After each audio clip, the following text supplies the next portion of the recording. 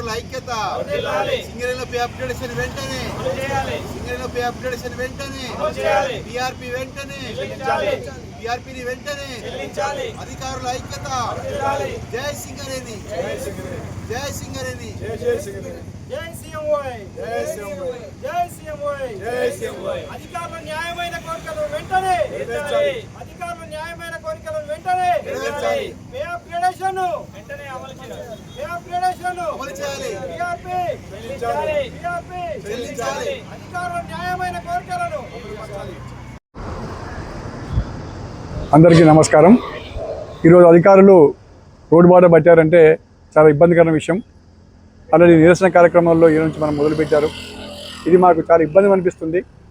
ఎందుకంటే మాకు రావాల్సిన న్యాయమైన కోరికలు కూడా అటు గవర్నమెంట్ అయితే ఏంది, ఇటు హైయర్ అఫీషియల్స్ దాని మీద అంత శ్రద్ధ చూపిస్తున్నట్టు అనిపించడం లేదు. కొంచెం ఇది ఇబ్బందికరం అనిపించినా ఈ రోడ్డు బాట పట్టాల్సిన అవసరం ఏర్పడింది. గత 2 ఇయర్స్గా 2022-23 సంవత్సరము, అదేవిధంగా 23-24 సంవత్సరము మాకు రావాల్సిన పర్ఫార్మెన్స్ రిలేటెడ్ పే ఈరోజు వరకు కూడా పేమెంట్ జరగలేదు. మేము ఆల్రెడీ హైర్ అథారిటీస్ చెప్పాము, గవర్నమెంట్ కూడా మా బాధని చెప్పుకోవడం జరిగింది. అయినా సరే రేపు మాపు అంటూ కాలయాపన చేస్తూ వచ్చారు. అదేవిధంగా పే అప్గ్రేడేషన్ విషయంలో కూడా కోల్ ఇండియాలో ఆల్రెడీ 2026 జనవరి నుంచి ఇంప్లిమెంట్ చేస్తున్నారు. దాని మీద కమిటీ కూడా కంపెనీ వేసింది. కమిటీ రిపోర్ట్ కూడా పాజిటివ్గా వచ్చింది. అయినా సరే దాన్ని ఇంప్లిమెంట్ చేయడానికి ఎందుకో తత్పరం చేస్తూ ఉన్నారు.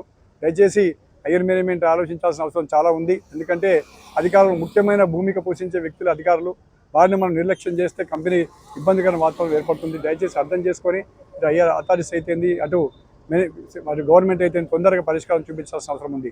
ఏ ఒక్క డిపార్ట్మెంటు ఇక్కడ గమనించండి, ఇండియాలో ఏ డిపార్ట్మెంట్ కానీ, తెలంగాణలో కానీ ఏ డిపార్ట్మెంట్ కానీ పనిలో అధికారులు చనిపోవడం అంటూ జరగదు.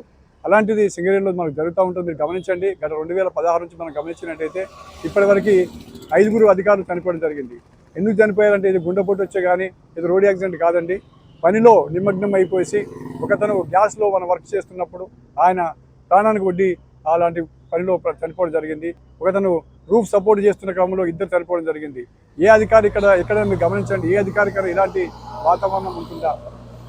ఇంత డెడికేషన్ ఉన్న సింగరేణి అధికారులకి ఇంత నిర్లక్ష్య వైఖరి చేస్తే చాలా ఇబ్బందికరం అనిపిస్తుంది. దయచేసి హైయర్ మేనేజ్మెంట్ అయితేంది, అటు గవర్నమెంట్ తొందరగా చొరవ తీసుకొని ఒక నిర్ణయం తీసుకుంటారని ఆశిస్తున్నాను. Thank you.